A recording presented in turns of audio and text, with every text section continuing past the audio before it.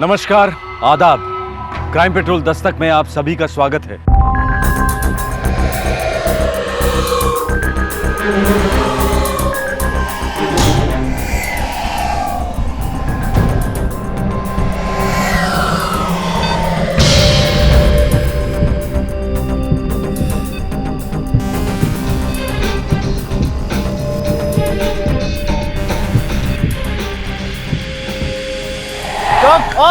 और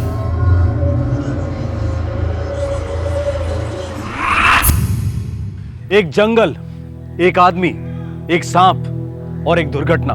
सदियों से प्रकृति और इंसान के बीच की जंग मौत के साए में लड़ी गई है। प्रकृति इंसान को बार बार लगातार दस्तक देती आई है कि हदें पार की जा रही हैं। इस धरती पर हर जीव का अधिकार है, पर अक्सर जहरीले इंसान प्रकृति की आड़ में अपनी विकृति को अंजाम देते हैं। आज का यह केस एक एक्सीडेंट नहीं, बल्कि एक षड्यंत्र था।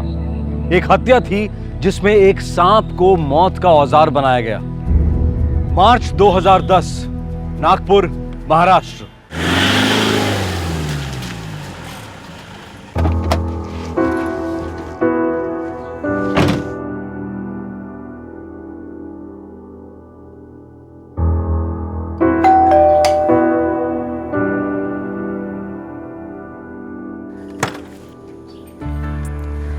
नमस्कार वहिनी. अरे सुरेश, ये आतमध्ये.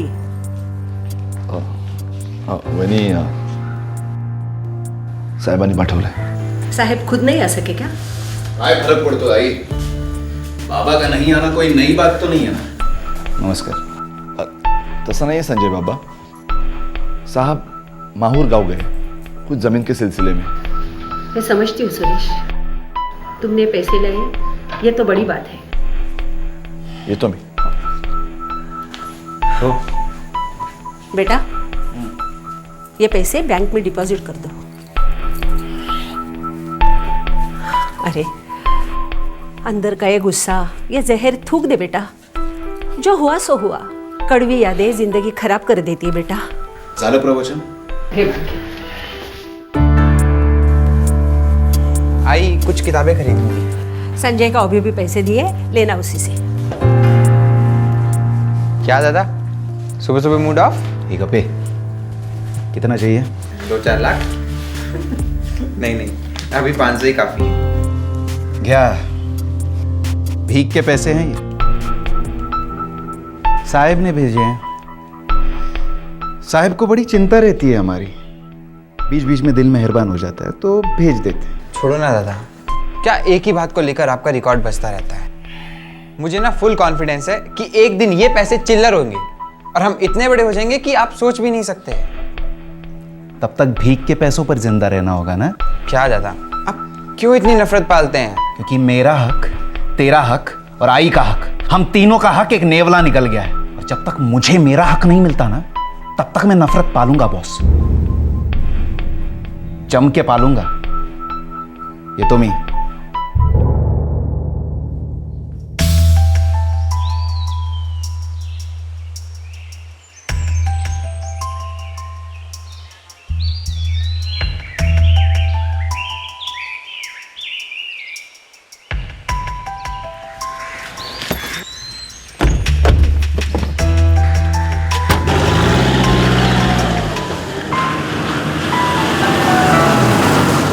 माहौर के गणेश मंदिर का दर्शन करने की अरसों से तमन्ना थी. भगवान तो आसमान में रहते हैं, लेकिन आपकी नजर तो जमीनों से हटती ही नहीं. प्रॉपर्टी प्रॉपर्टी प्रॉपर्टी, बस आप पे तो प्रॉपर्टी का ही भूत सवार रहता है. ये भूत ही हमें रोटी खिलाता है. काम है तो मैं हूँ. अगर काम की तरफ ध्यान ना दूं तो यूं हाथ से फिसल जाता है. उम्र भी तो फिसल रही है ना गोखले साहब. टाइम टू टाइम रिश्तों को टाइम नहीं देना है क्या? बस बाकी सब प्रॉपर्टी का मैंने बंदोबस्त कर लिया है. 2-4 प्रॉपर्टीज का सवाल है, उनको एक बार सेटल कर लूं, बाकी सब वक्त तुम्हारा. अरसे से यही कहते चले आ रहे हैं आप. ये बुजुर्ग जोड़ा अपनी जिंदगी की शाम एक साथ बिताने का प्लान बना रहा था, लेकिन तकदीर की मर्जी कुछ और ही थी. उसी दिन शाम को जगदीश और नमिता का ड्राइवर उन्हें हॉस्पिटल ले आया। दोनों जिंदगी और मौत के बीच झूल रहे थे। सब कुछ नहीं होगा डॉक्टर, डॉक्टर।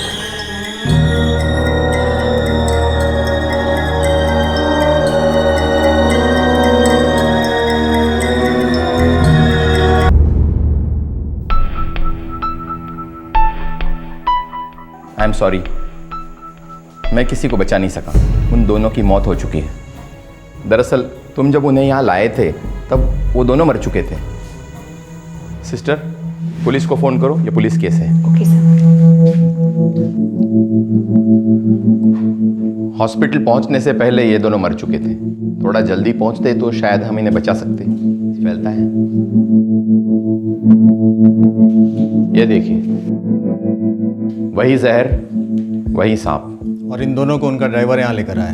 इन दो लाशों को, यस, ड्राइवर ले आया था। क्या पाटिल, एक ही सांप तुम्हारे मालिक और मालकिन दोनों को एक ही टाइम पर डस गया? भाई साहब और मेम सबको माहौर ले जा रहा था। वहाँ के मंदिर में माथा देखना चाहते थे साहब। अचानक साहब ने बीच में गाड़ी रोकने को कहा।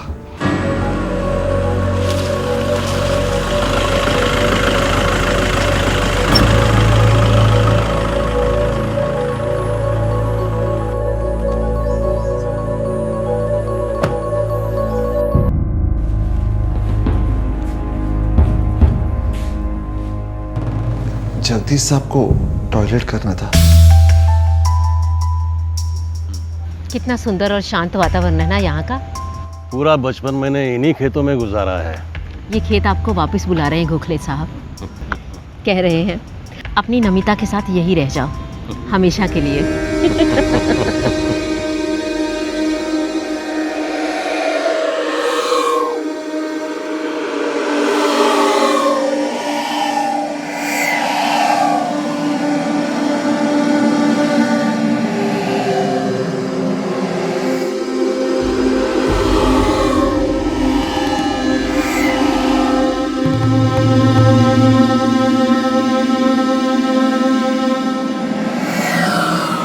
नमिता, क्या हुआ?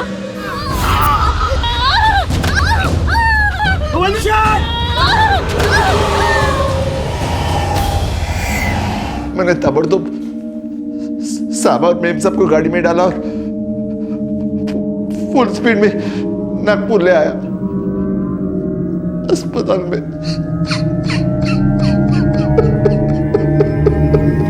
इंस्पेक्टर, मैं 100% श्योर हूँ यह स्नेक बाइट ही है। इसके अलावा कुछ नहीं, ना कोई खरोच, ना कोई जख्म, कुछ भी नहीं।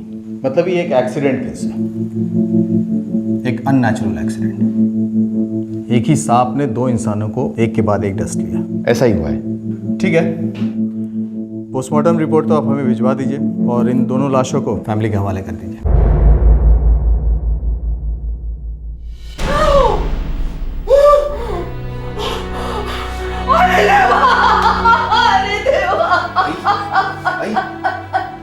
कल सुबह क्रियाक्रम है।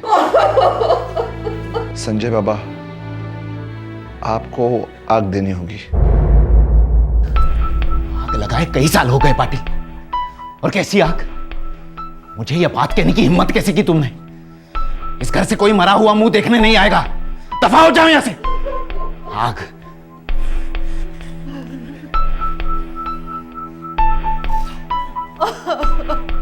अभी तू क्यों रो रही है? 15 सालों से जब तू रोज घुट घुट कर रोती थी तब कोई आया देखने को तेरे आंसू? सिसकियां सुनाई दी किसी को? वो मेरे पति थे रे, तेरे बाबा। ऐसा बाबा होने से अच्छा है नाजायज लावारिस पैदा होना। संजय, और नहीं तो क्या? जो आदमी तुझे, मुझे और मेरे छोटे भाई को सड़ने के लिए छोड़ता है और किसी दूसरी औरत के साथ शादी करता है, वो मेरा बाबा नहीं हो सकता। तुम्हारा गुस्सा जायज है बेटा, लेकिन अपने आप को नाजायज मत कहो। मेरे सुहाग की लाज रखो बेटा। विदा कराओ अपने बाबा को। बड़े बेटे हो ना, बड़ा दिल रखो बेटा। जाओ बेटा जाओ।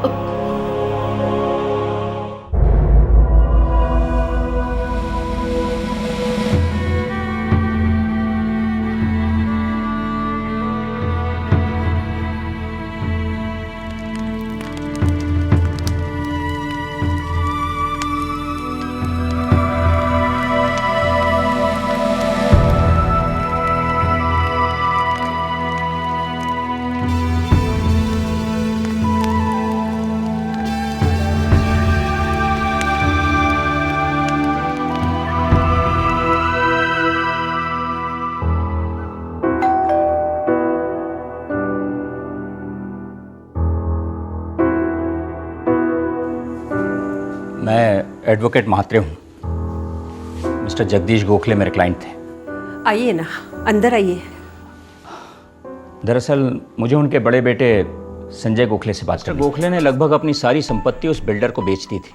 बस प्रॉपर्टीज में एक दो चीज़ें बची हैं। तो आचार डालू उसका मैं। यहाँ क्यों आए हो वो बोलो। हमारे नाम एक दमड़ी नहीं छोड़ी होगी उसने। करेक्ट। उनकी वसीयत के हिसाब से आप लोगों के नाम पर कुछ भी नहीं है। दरअसल वो प्रॉपर्टी उन्होंने अपनी दूसरी पत्नी नमिता गोखले के नाम कर दी थी, मगर अब वो भी नहीं है और उनकी कोई वसीयत भी नहीं है। तो ये रामायण हम लोगों को क्यों सुना रहे हो आप? क्योंकि कानूनी तौर पर वो संपत्ति अब आप तीनों की है। कानूनी हक है आपका, आपको विरासत में मिलेगी। फिर भीग दे गया। मरते मरते टुकड़े फेंक गया। देखो मिस्टर संजय, मैं सिर्फ कानून समझता हूँ, जज्बात नहीं। आप अपने बाबा से नफरत करें, मुझे कोई फर्क नहीं पड़ता। मेरा काम है वो प्रॉपर्टी आपके नाम करना। एक काम कीजिए, आप कल सुबह मेरे ऑफिस आ जाइए, कुछ कागजात पर दस्तखत कर दीजिए, वो प्रॉपर्टी आपके नाम हो जाएगी। आज ज़रूर जाइएगा, मुझे फाइल बंद करनी है।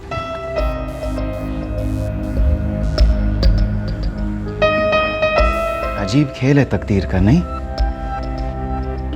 जीते जी हमें मार डाला और मरने के बाद हमें सब कुछ देना पड़ा।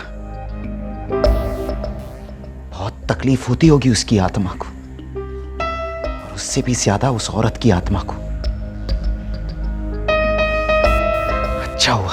बड़े दुर्भाग्य की बात थी कि एक सांप के डसने से जगदीश गोखले और नमिता गोखले की मौत हो गई।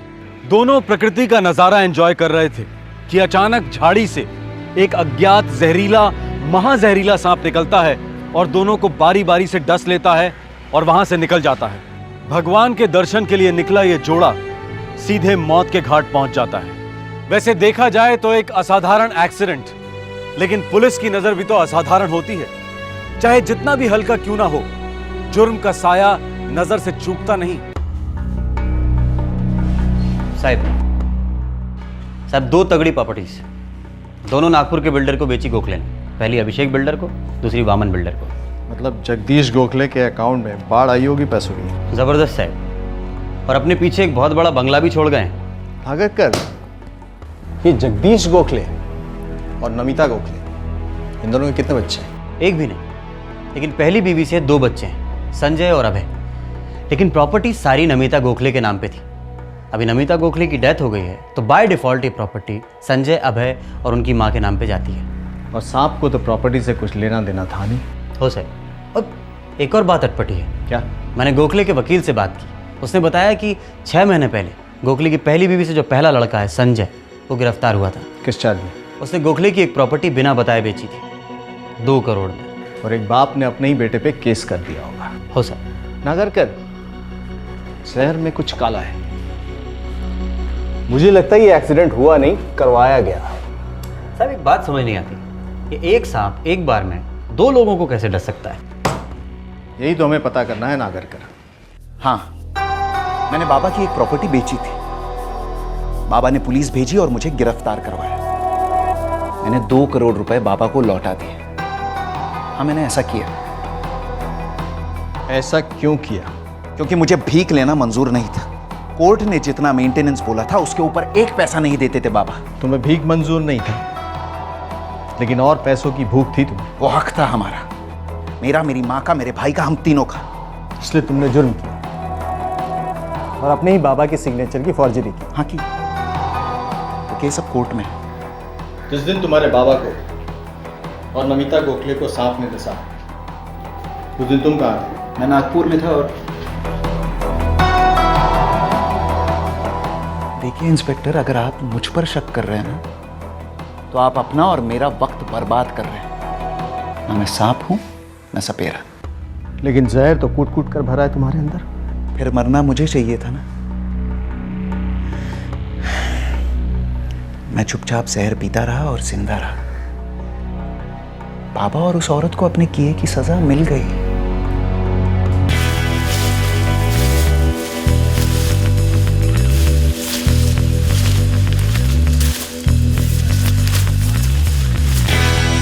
साहब यहाँ कुछ नहीं मिला। एक बात बताना, अगर सांप ने पहले औरत को उसके बाद आदमी को काटा, ऐसा क्यों? मतलब गोखले चिल्लाया तो होगा, सांप डरते नहीं क्या? और ड्राइवर भी था वहाँ पे। वह रहा था क्या? दोनों चिल्लाए होंगे, पास में खड़ा था फिर भी कुछ नहीं कर सका। साहब, ड्राइवर के आते ही सांप भाग गया। सांप ने दोनों को डसा, लेकिन ड्राइवर को नहीं डसा। शायद सांप को दो आदमियों को डसने की ही सुपारी दी गई थी। सांप ने वही किया जो सपेरे ने कहा।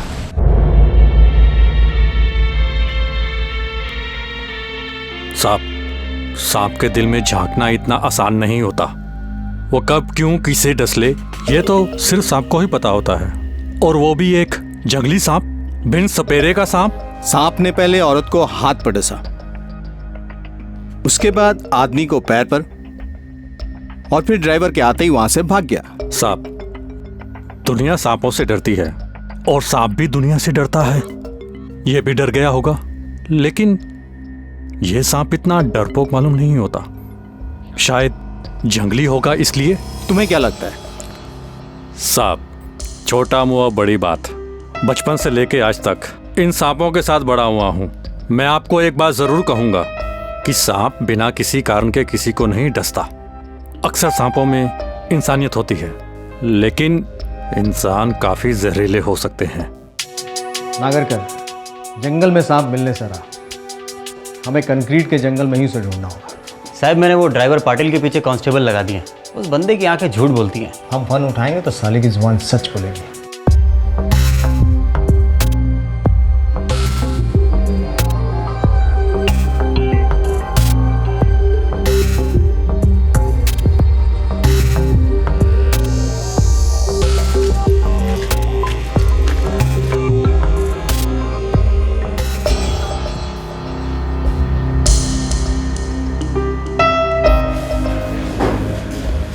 लेगा कुछ तो ले।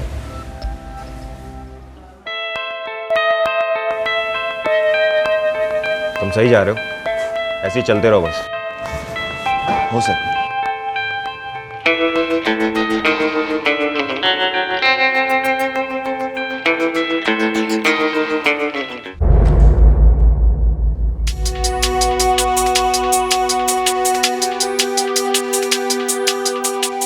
ऐसे ही तुमने मुंह खोला था ना, हमें बू आई थी पाटिल, झूठ की बू।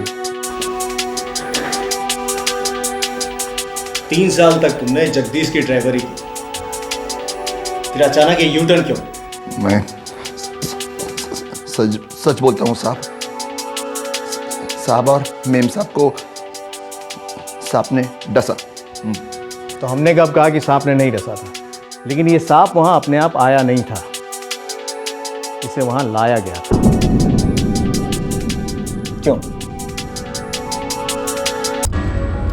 ये जोगड़ेकर यहाँ क्या कर रहा है?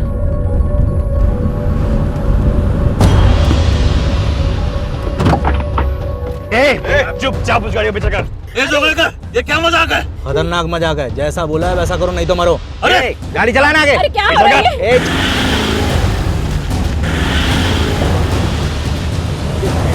क्या कर रहे हो यार? जोगड़ेकर साहब, ये क्या है सब? चुप चुप, गाड़ी चला आगे।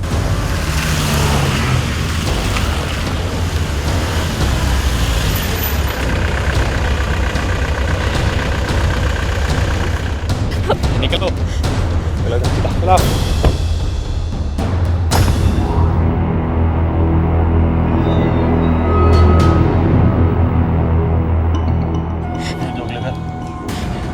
क्या चाहिए तुम्हें? मैं अपनी प्रॉपर्टी हमेशा तुम्हारे थ्रू ही तो बेचता आया हूँ। अब क्या गलत किया है?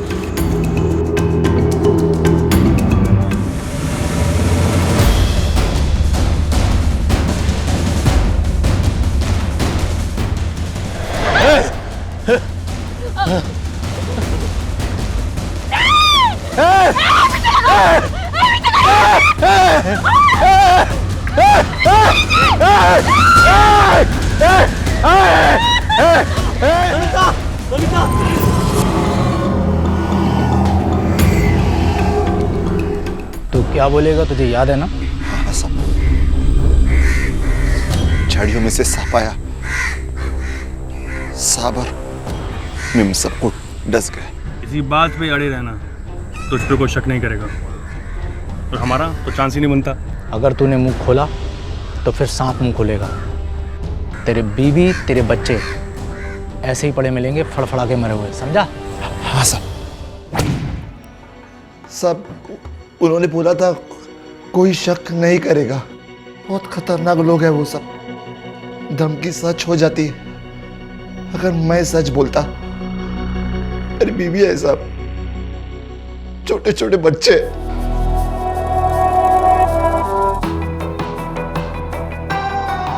असली जहर तो ये है पाटिल। अगर तुमने अपने छोटे छोटे बच्चों की जान बचाने के लिए झूठ बोला था तो फिर इस जहर की जरूरत क्यों पड़ी? साहब बच्चों की शपथ मुझे नहीं पता था वो लोग मुझे पैसे देने वाले। जगदीश साहब मुझे अच्छा पगार देते थे, मैं बहुत खुश था साहब। वो मेरे पिता के समान थे। तो एक अच्छे बेटे की तरह हमारा साथ दो और ये बताओ कि वो लोग कौन थे? जोगलेकर, जादव, शेख और वो सांप वाला आदमी।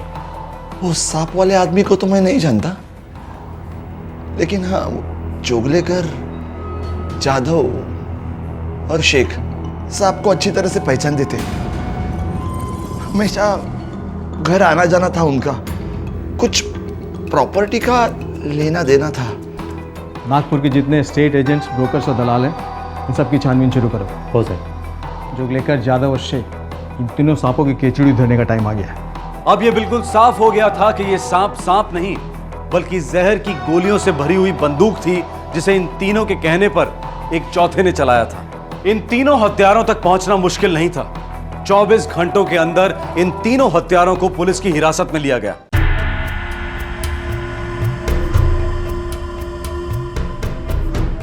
चौथा कौन था? जयदीप। ये जयदीप कौन? वो यवतमल का रहने वाला है साहब, सांपों की ट्रेनिंग करता है।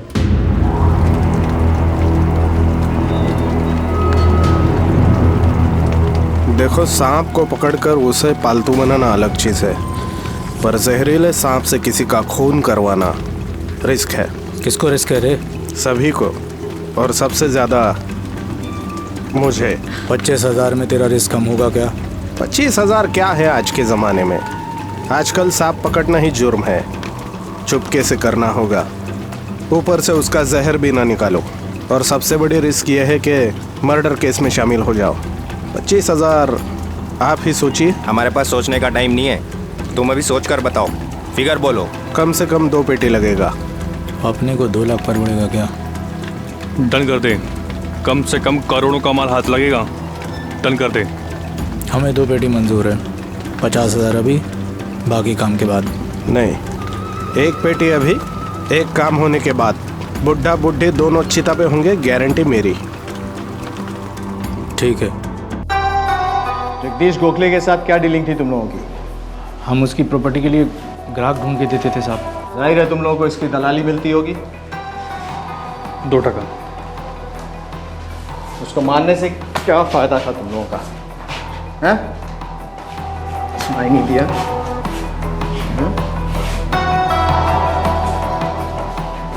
मैं ढंग से पूछ रहा हूँ, उसको मारने की वजह क्या थी? सुपारी ली थी तुम लोगों ने? या हिस्सा मिलने वाला था? हिस्सा कितना? 50%। तुम दलालों को इतनी बड़ी रकम का वादा करने वाला कौन है?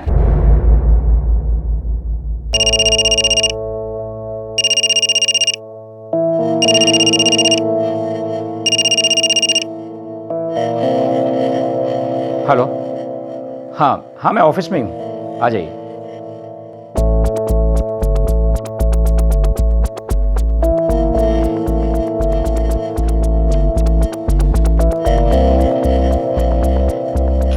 इसमें थोड़ा वक्त लगेगा, जैसे ही फॉर्मेलिटीज खत्म हो जाएंगी मैं तुम्हें खुद कांटेक्ट करूंगा। Thank you. फॉर्मेलिटी रहने दो एडवोकेट मात्रे। क्या बात है इंस्पेक्टर? हमें पता चला है कि जगदीश गोखले और नमिता गोखले, इनका कत्ल हुआ है। ये क्या कह रहे हैं आप? किसने करवाया?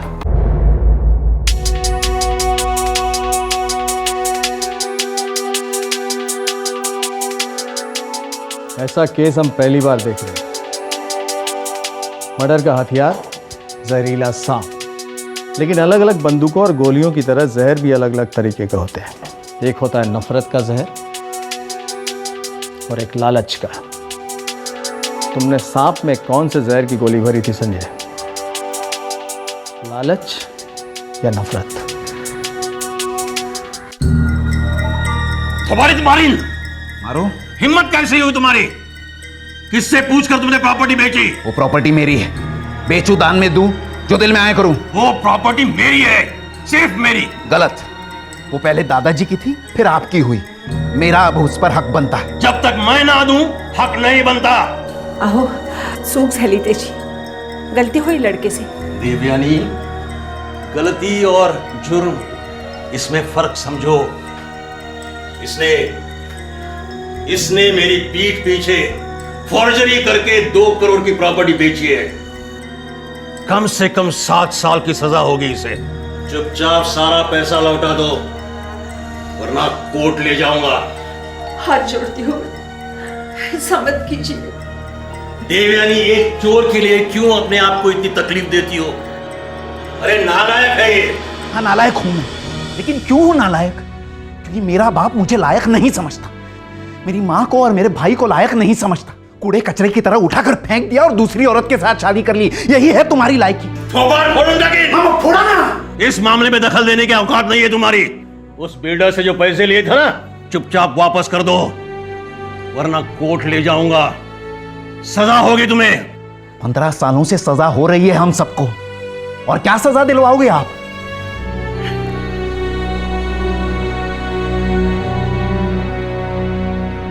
तू अब भी चाहती है मैं ऐसे आदमी को अपना बाप कहूं?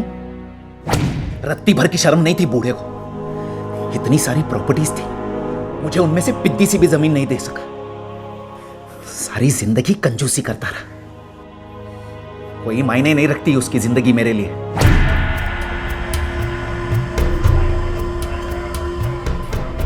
देखो, मैं जानता हूं कि आप लोग हाथ धोकर उसके पीछे पड़े हो ताकि वो अपनी 5 प्रॉपर्टीज आपके खरीदारों को बेचे। तू पहले अपनी बात बोल, तू क्या गोल खिलाने वाला? अबे ये क्या गोल खिलाएगा? ये तो खुद जगदीश की खाता है। छोड़ी हुई माँ और छोड़े हुए बेटों पर पैसों का हक नहीं होता। वही हक मुझे वापस चाहिए। देखो, आप लोग मेरी मदद करो, जिंदगी भर ऐश करोगे। अबे जलेबी की तरह गोल बात मत कर, मुद्दे पर आ। खत्म कर दो जगदीश गोखले को। क्या? मार डालो उस आदमी को जिसे मैं कभी अपना बाप नहीं समझता था।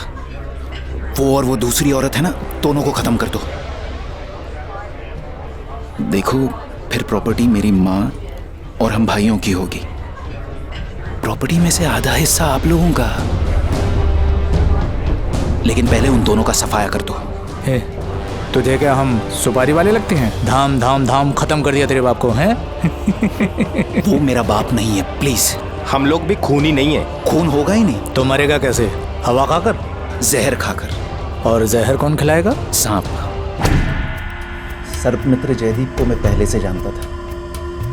एक बार यवतमाल गया था कुछ काम से, उसी वक्त मुलाकात हुई थी।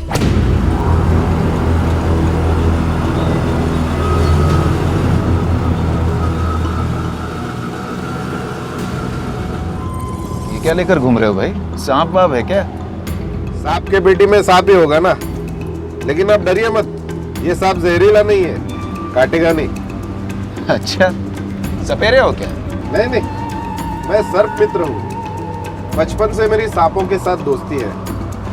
मैं उन्हें लोगों से बचाता हूँ और सफेरों के हवाले करता हूँ। सांप पकड़ना मेरा शौक है। बड़ा अच्छा शौक पालते हो। दाद देनी होगी तुम्हारी प्लानिंग की, लेकिन तुम्हें ये नहीं सोचना चाहिए था कि हम हमेशा अंधकार में रहेंगे। सर, सांप नहीं मिला। सर, मैं इनको बोल चुका हूँ, सांप को मैंने कब का जंगल में छोड़ दिया। जिंदा हथियार था इंस्पेक्टर। हत्यारा तो मिल गया आपको, लेकिन हथियार नहीं। तो बिना हथियार के कोर्ट में मुश्किल होगी। लेके जाओ इन सबको।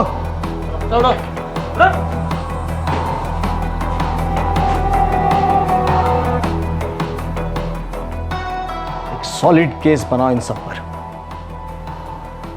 ताकि जिंदगी भर सलाखों के पीछे सड़े। अरे कार के नसरे पोरा रे, अरे बाप था फक्त नावापुरता आई, सिर्फ कहने को।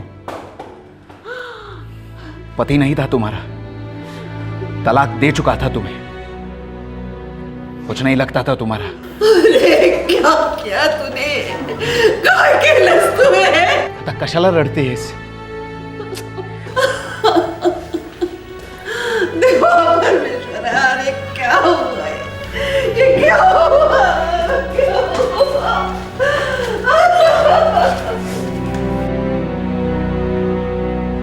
नमस्कार, आदाब। क्राइम पेट्रोल दस्तक में आप सबका एक बार फिर से स्वागत है।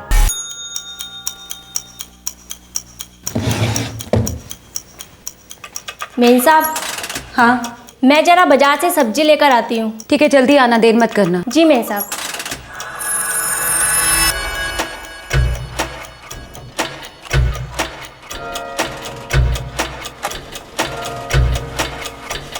वो घर में अकेली है।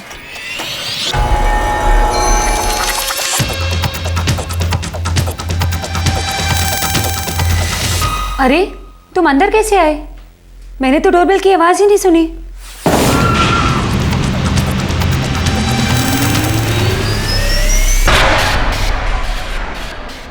हवा की तरह लोग घर में दाखिल होते हैं, बाहर जाते हैं और फिर वापस लौटते हैं, पर जब अपने ही कोई भयंकर षड्यंत्र रचते हैं तो इस घर में आने जाने के बीच में जाने जा सकती हैं। आज के केस में भी कुछ ऐसा ही हुआ। ना तो जुर्म की आहट सुनाई दी और ना ही दस्तक। जनवरी 2011, नई दिल्ली।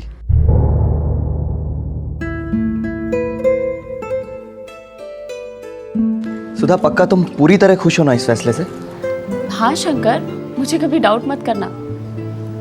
एक्चुअली सुधा, बहुत बड़ा फैसला है ये। हम दोनों को एक फॉरेन कंट्री में शिफ्ट होना है और शायद हमेशा के लिए। हम दोनों जहाँ साथ रहेंगे ना, वो जगह सबसे अच्छी है। और फिर एम्स्टर्डम तो कितना खूबसूरत है ना? लेकिन तुमसे कम।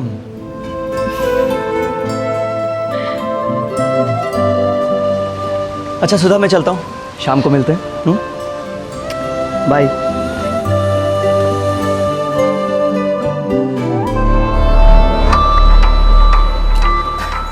नमस्ते साहब।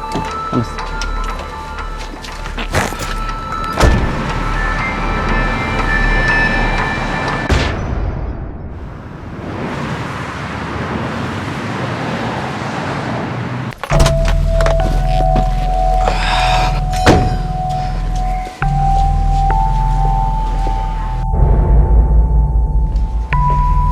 सुधा,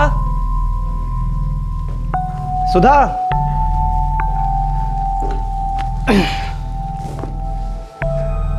सुधा,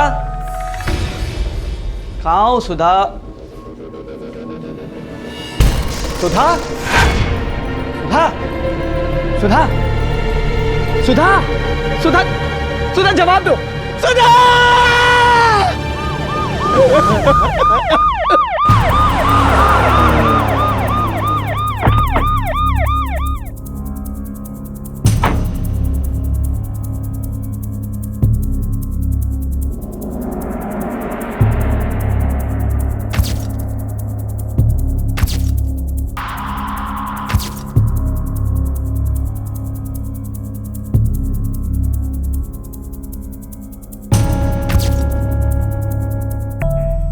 मैं रोज की तरह शाम को ऑफिस से लौटा।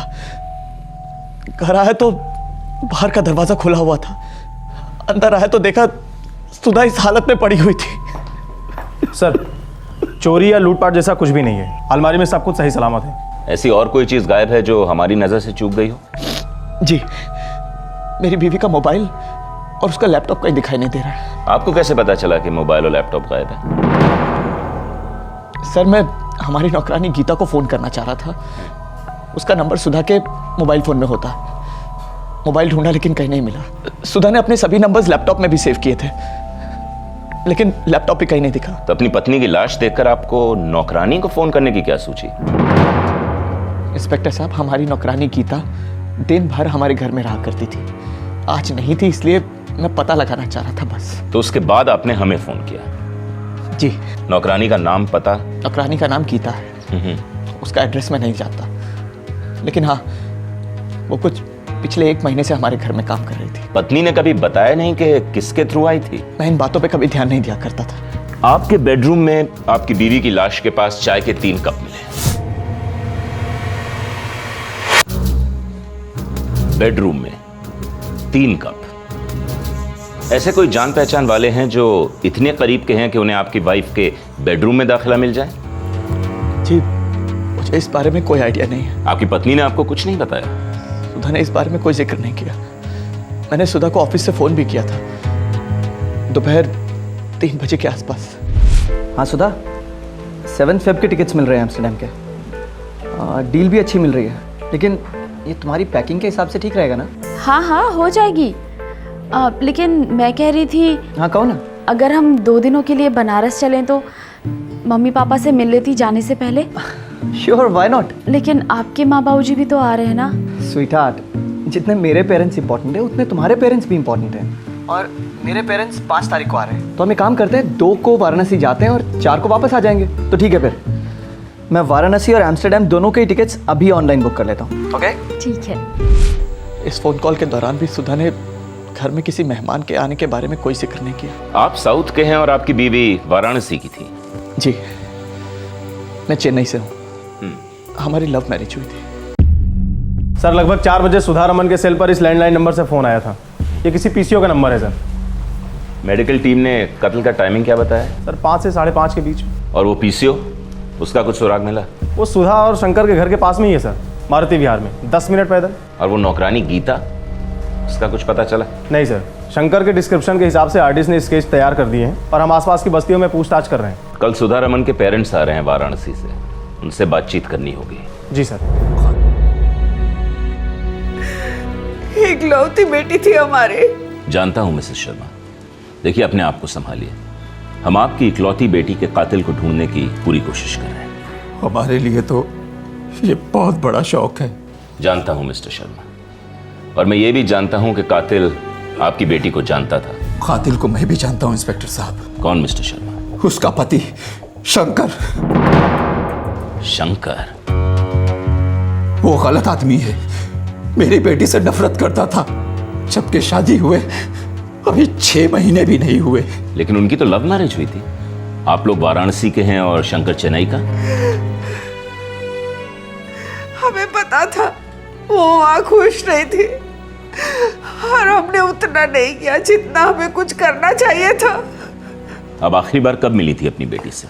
नवंबर में, दिवाली पे जब वो वाराणसी आई थी।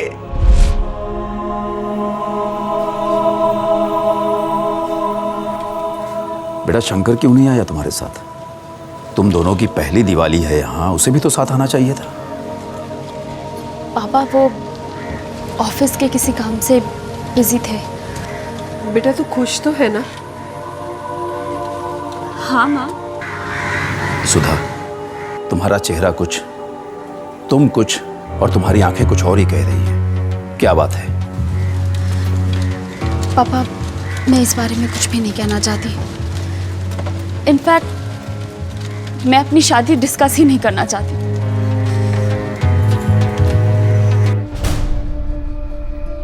पापा जी ऐसी कोई सीरियस बात नहीं है, ट्रस्ट मी, सब ठीक है। कुछ ठीक नहीं है शंकर। मेरी बेटी के चेहरे पर मार के निशान हैं। तुमने उस पर हाथ उठाया? वो पापा जी गलती से हाथ उठ गया था, आइंदा ऐसा कभी नहीं होगा। मैं सुधा से माफी मांग चुका हूँ और आपसे भी माफी चाहता हूँ। आइंदा ऐसा कभी नहीं होगा। और अब हम दोनों के बीच में सब ठीक है। आप चाहें तो सुधा से कंफर्म कर सकते हैं। फिर वो दिवाली के मौके पर अकेली क्यों आई है? सारा दिन उदास रहती है वो।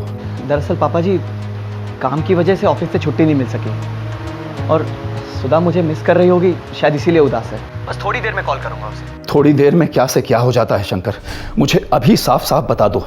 मैं इसी वक्त फैसला करना चाहता हूं। बस मुझे फैसला करना चाहिए था, अपनी सुधा को वापस नहीं भेजना चाहिए था मुझे। हमने अपने हाथों से हमारी बेटी को मौत के मुंह में धकेल दिया। नरक में भी जगह नहीं मिलेगी हमें।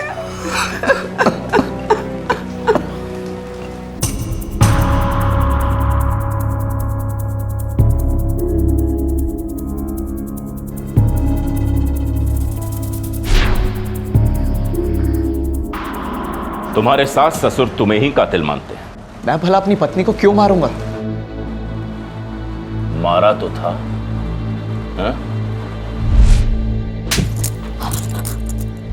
देखिए मिस्टर शंकर, आप जितना चुप रहेंगे मेरा शक उतना ही बढ़ता जाएगा कि आपने ही अपनी पत्नी का खून किया है। मैं क्या कहूं सर? मैं आपसे बस इतना कह सकता हूं कि मैं अपनी पत्नी सुधा से बहुत प्यार करता था। नो वे इंस्पेक्टर, शंकर अपनी बीवी से बहुत प्यार करता था। एम्स्टर्डम शिफ्ट हो रहा था? हाँ। क्यों?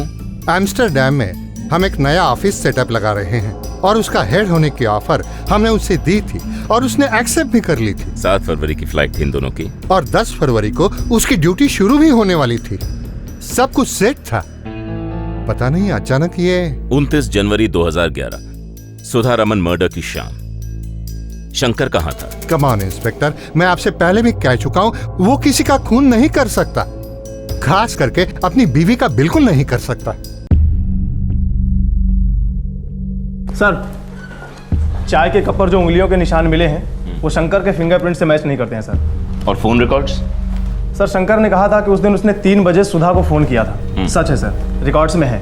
और उसके बाद उसने जितने भी फोन किए थे वो सब ऑफिस के काम से थे। और वो पीसीओ जहां से सुधा के सेल पे फोन आया था उसका क्या? नहीं सर, वहां से कुछ भी नहीं मिला। पीसीओ वाले को एज यूजुअल कुछ भी याद नहीं है कि किसने फोन किया था। और सुधा के सेल पर उस पीसीओ से पहले कभी भी फोन नहीं आया था और ना उसके बाद आया था। शंकर चालाक है, उसने किसी को सुपारी दी होगी। सर, चाय के कप बेडरूम में, दरवाजा खुला था। कातिल कोई इनका पहचान वाला लगता है सर। पड़ोसियों से बातचीत हुई? जी सर, सब बोल रहे हैं कि उन्होंने किसी भी अजनबी को अंदर बाहर आते जाते नहीं देखा। एक्चुअली शाम का टाइम था ना सर। इन दोनों के रिश्ते के बारे में पड़ोसी ने कुछ कहा? सब अच्छा बोल रहे हैं सर। और वो नौकरानी, उसका क्या? नमस्ते साहब। नहीं सर, उसके बारे में कोई नहीं जानता है। एक्चुअली वो किसी और घर में काम करती नहीं थी, इनके यहाँ फुल टाइम थी और मोहल्ले में नई थी। मिस्टर शंकर, आप कह रहे हैं कि आप बहुत अच्छे हैं, लेकिन हमें नहीं लगता कि आप बहुत सच्चे हैं। और सच जानने के लिए हम कुछ भी कर सकते हैं। इन शॉर्ट, आपकी धुलाई भी कर सकते हैं, जो मैं करना नहीं चाहता। इसलिए मुझे सच चाहिए मिस्टर शंकर, पूरा सच। इंस्पेक्टर साहब, आपको जो भी करना है आप कर लीजिए, लेकिन फिर भी मैं आपको यही कहूंगा कि मैं अपनी पत्नी सुधा को बहुत प्यार करता था।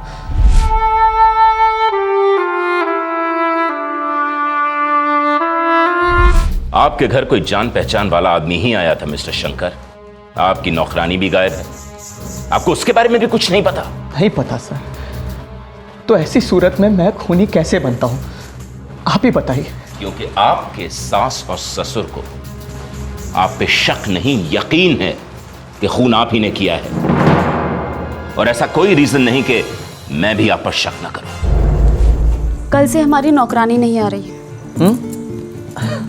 तो इसमें नया क्या है Sweta? If I am not wrong, पिछले 6 महीनों में कुल 4 नौकरानियां शायद छोड़ के गई हैं। शंकर, ये क्या मेरी गलती है? Of course not. Demand and supply, simple. पूरे दिल्ली की प्रॉब्लम है, रिलैक्स। मुझे ना एक फुल टाइम नौकरानी चाहिए। मैं वापस से ड्यूटी ज्वाइन करना चाहती हूँ। That's good. रख लो ना फुल टाइम नौकरानी एंड ज्वाइन कर लो full time duty with immediate effect. But please hold on, ये मत एक्सपेक्ट करना कि मैं ये सब कुछ छोड़ छाड़ के तुम्हारी ये फुल टाइम नौकरानी ढूंढने में तुम्हारी मदद करूंगा।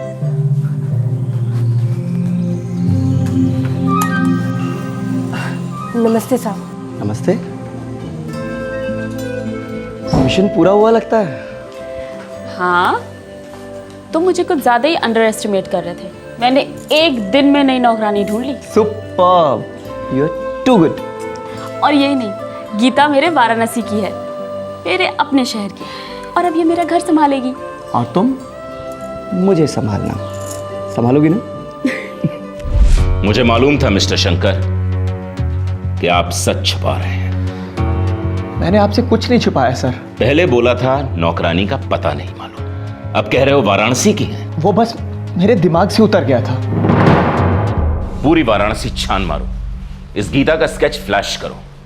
या तो ये नौकरानी गीता इस केस में शामिल है, या अपना हीरो शंकर कोई बहुत बड़ा गेम खेल रहा है। Yes doctor? हाँ, मर्डर गला घोटने से ही हुआ है। तो फिर आपने उस दिन पूछा था ना कि कोई सेक्सुअल असॉल्ट हुआ है या नहीं? हाँ, और आपने ना कहा था। दरअसल उस दिन पकड़ में नहीं आया था। सेक्सुअल असॉल्ट हुआ है, रेप हुआ था। ओह, आई सी। और एक बात। क्या डॉक्टर? रेप 2 लोगों ने मिलकर किया था। हमें 2 सीमेन सैंपल्स मिले हैं, दोनों अजनबियों के हैं। मिस्टर शंकर का तो नहीं है।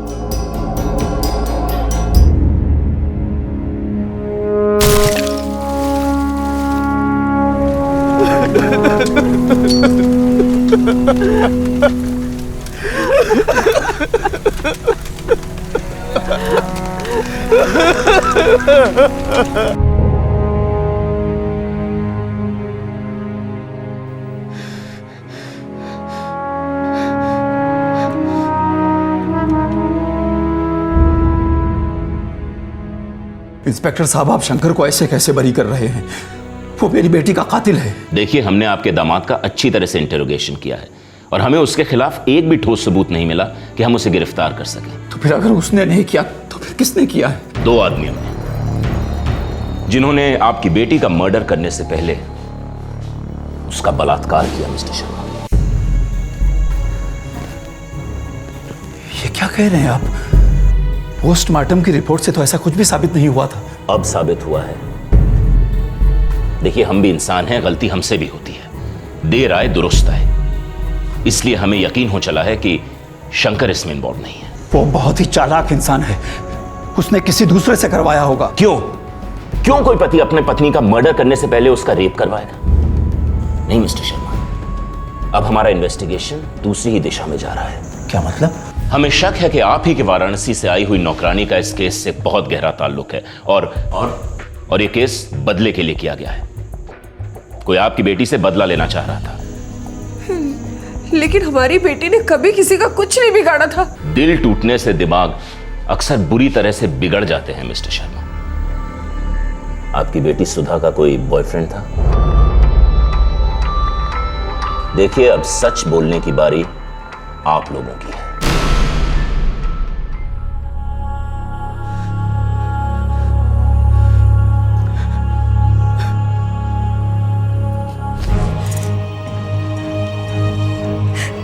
शंकर, मेरा यकीन करो, मैं नहीं जानती कि उसे कैसे पता चला मैं यहाँ रहती हूँ। वो एक दिन अचानक यहाँ आ गया और शंकर, मैं सिर्फ और सिर्फ तुमसे प्यार करती हूँ। Trust me Shankar.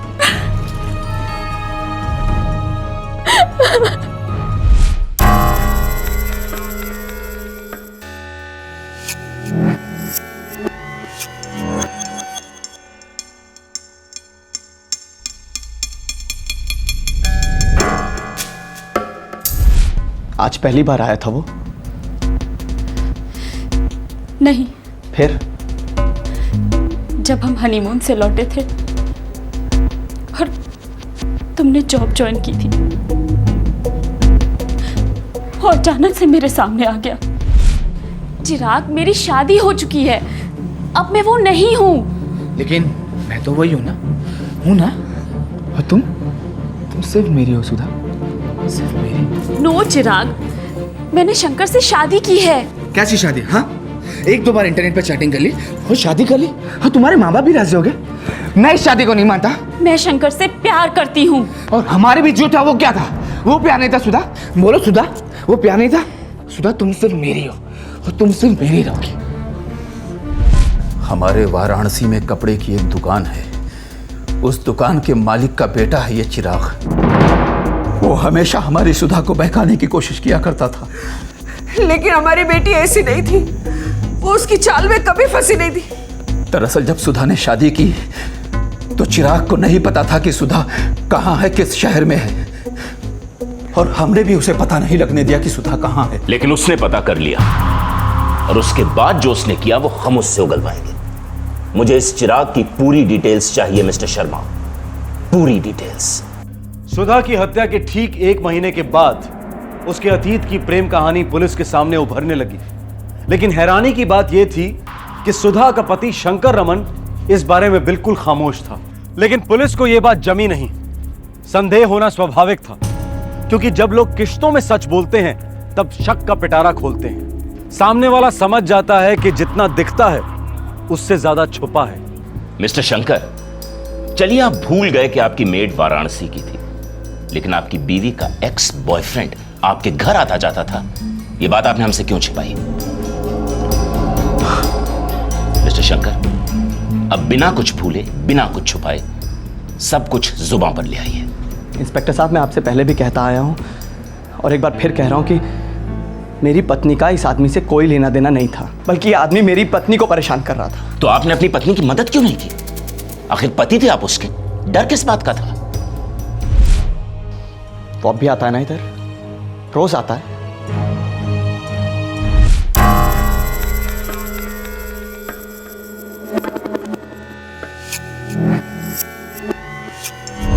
मैं क्या करूं शंकर, मैं उसे हर बार मना करती हूँ, वो फिर भी आ जाता है। उसकी पुलिस में रिपोर्ट करूं? क्या बातें होती हैं तुम्हारे बीच में? और क्या होता है? शंकर, तुम्हें अब भी लगता है कि हमारा अफेयर चल रहा है? मुझे सिर्फ इतना पता है सुधा कि मैं तुमसे बहुत प्यार करता हूं, और मुझे तुमसे भी उतना ही प्यार चाहिए जितना कि प्यार मैं तुम्हें देता हूं। और सुधा भी मुझसे बहुत प्यार करती थी। मिस्टर शंकर, हमारे साइबर सेल ने सुधा और इस चिराग के बीच हुए ईमेल्स को चेक किया है। ये कुछ ईमेल्स हैं जो सुधा और चिराग के बीच एक्सचेंज हुए थे। एक भी ईमेल को पढ़ लीजिए, साफ साफ पता चल जाता है कि चिराग सुधा के साथ कोई जबरदस्ती नहीं कर रहा था। आपने हमें पहले क्यों नहीं बताया? किस मुंह से बताता इंस्पेक्टर कि मेरी बीवी अपने बॉयफ्रेंड के साथ? चलिए अब ये भी बता दीजिए कि आपने ही 2 लोगों को सुपारी देकर अपनी बीवी का रेप और हत्या करवाई। ये झूठ है इंस्पेक्टर। मेरे प्यार के बदले में मेरी बीवी ने मुझे बहुत दर्द दिया है, बहुत ज्यादा दर्द। शक के पिटारे से सबसे पहले बाहर निकला चिराग, सुधा का एक्स बॉयफ्रेंड, जिसके साथ मरहूम सुधा का शारीरिक संबंध था। यह केस दिन ब दिन बेवफाई के दलदल से अपना सर उठा रहा था और सारी शक भरी नजरें सुधा के पति शंकर रमन पर आकर टिक गई थीं। चिराग गायब था, पर इस मर्डर केस के रहस्य का ताला एक दूसरे महत्वपूर्ण सुराग की चाबी से खुला।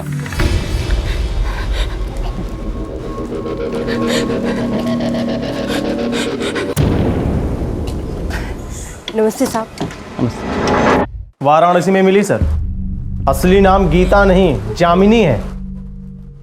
सुन, अगर सच नहीं बोली तो तेरी एक एक हड्डी तोड़ देंगे। चल बोल।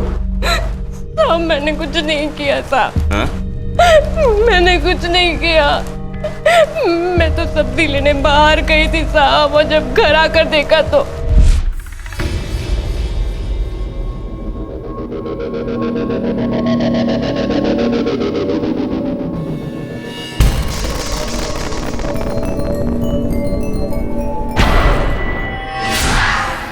मेम साहब, मेम साहब, मेम साहब, मेम साहब! बेल नहीं बजाई? हाँ, ताला खोल के अंदर घुसी। पता था बेल बजाने का कोई फायदा तो है नहीं। मेम साहब तो अंदर मरी पड़ी होगी ना? नहीं साहब, मुझे नहीं पता था कि वो लोग ये करने आए थे। मेम साहब, मैं तरकारी लेने के लिए बाहर जा रही हूँ। हाँ ठीक है, लेकिन जल्दी आना, देर मत करना। जी।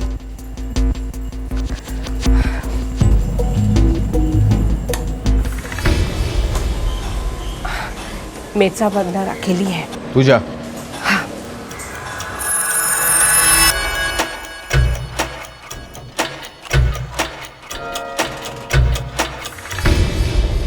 अरे तुम अंदर कैसे आए? मैंने तो डोरबेल की आवाज भी नहीं सुनी। साहब, मैंने कुछ नहीं किया साहब, और मुझे नहीं पता था कि वो लोग मेम साहब को मार ही डालेंगे। साहब, मुझे तो वाराणसी से मेम साहब पर नजर रखने के लिए कहा गया था, और मैं पूरी खबर भी देती थी साहब। किसे खबर देती थी तू? कौन लाया था तुझे वाराणसी से? मेम साहब अंदर अकेली है। तू जा।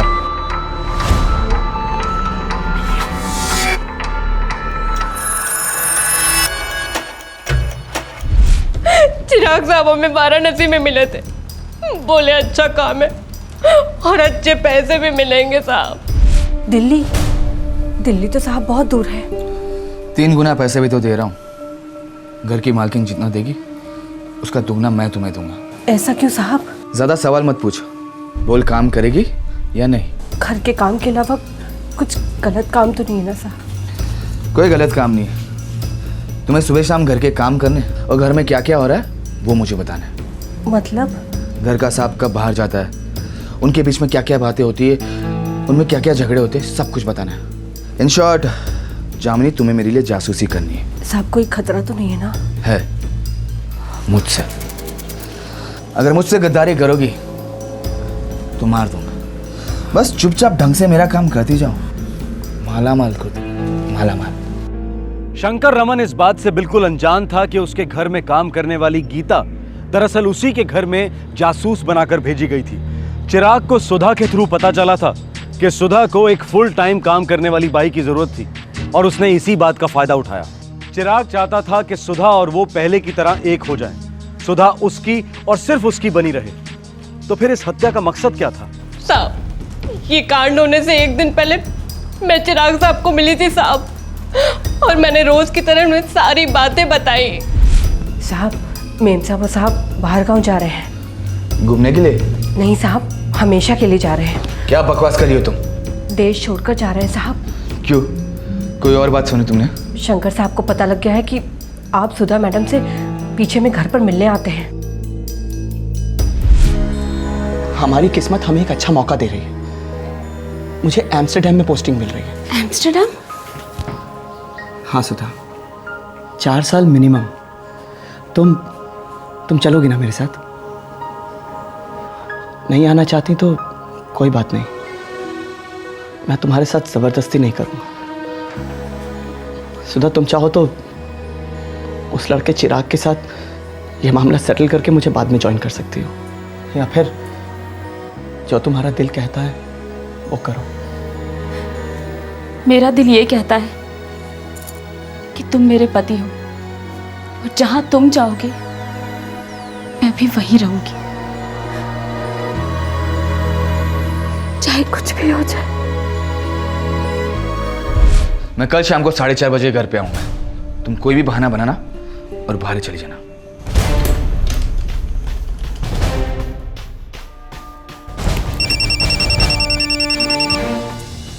हेलो? हाँ सुधा, मैं चिराग। तुम आज के बाद मुझे फोन मत करना और यहाँ आना भी मत। रोज फोन भी करूंगा, रोज मिलने भी आऊंगा। और कितना बर्बाद करना चाहते हो मुझे तुम? मिलके बताता हूँ ना। मैंने फैसला कर लिया है। This is the end. मैं शंकर के साथ एम्स्टर्डम जा रही हूँ, हमेशा हमेशा के लिए। देखो चिराग, तुम एक अच्छी सी लड़की ढूंढकर उससे शादी कर लो, अपनी लाइफ जियो और मुझे अपनी लाइफ जीने दो। लेकिन एक आखिरी बार मुझसे मिल लो प्लीज। इस तरह फोन पे बाय मत बोलो। एक लास्ट टाइम प्लीज।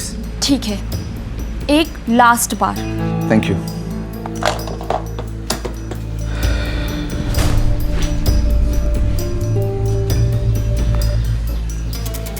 वो शंकर समझता है कि वो मेरी सुधा को मुझसे छीन के लेकर जाएगा, लेकिन वो मेरे जज्बात क्या समझेगा? वो तो मुझे भी नहीं समझना, बस तुम मेरा रोकड़ा तैयार रखो। हत्याकांड के 6 महीने बाद तक चिराग पुलिस से भागता रहा।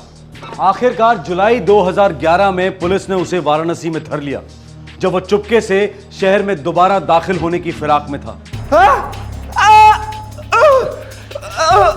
मर्डर तो किया ही, पहले रेप भी किया। हाँ, वो भी इस गुंडे के साथ मिलकर। कॉलेज के दिनों से अफेयर था हमारा। मैं बहुत प्यार करता था उससे, लेकिन उसने मुझे धोखा दिया। उसके पेरेंट्स ने भी धोखा दिया, और उसका पति उसे मुझसे छीन के लेके जा रहा था। खून खोल उठा सा मेरा।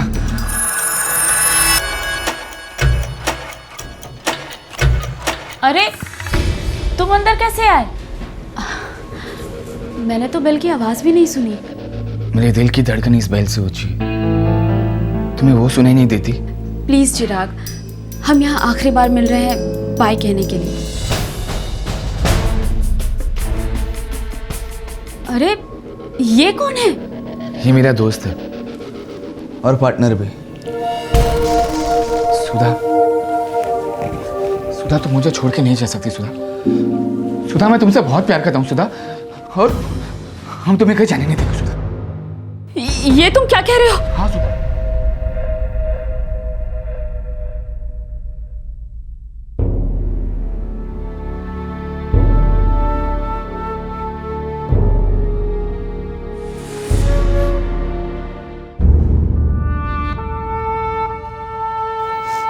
बेटा समझ में नहीं आता किस तरह हम तुमसे माफी मांगे।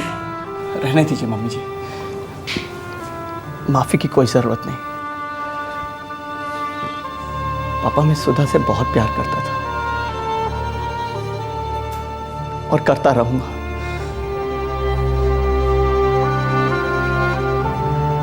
सुधा की यादें ही मुझे जिंदा रखेंगी। शादी के पहले के रिश्तों के पत्ते अपने पार्टनर के सामने रखना या ना रखना, यह एक व्यक्तिगत, एक पर्सनल चॉइस है। लेकिन शादी के बाद अतीत के रिश्ते की आग को सुलगाना ना सिर्फ अनैतिक और गैर कानूनी है, बल्कि वो बहुत घातक भी साबित हो सकता है। वासना और जलन एक ही सिक्के के दो पहलू हैं, और जब ये दोनों मिलकर दस्तक देते हैं तब प्यार का गला घुटना तय हो जाता है। सावधान रहें, जरूरी नहीं कि पहला प्यार सच्चा प्यार होता है, पर हां, सच्चा प्यार कभी खून नहीं बहाता। आपसे फिर मुलाकात होगी, तब तक अपना ख्याल रखें, सुरक्षित रहें। जय हिंद। इस तरह के और भी एपिसोड देखने के लिए हमारे चैनल को सब्सक्राइब करें और बेल आइकन दबाना ना भूलें।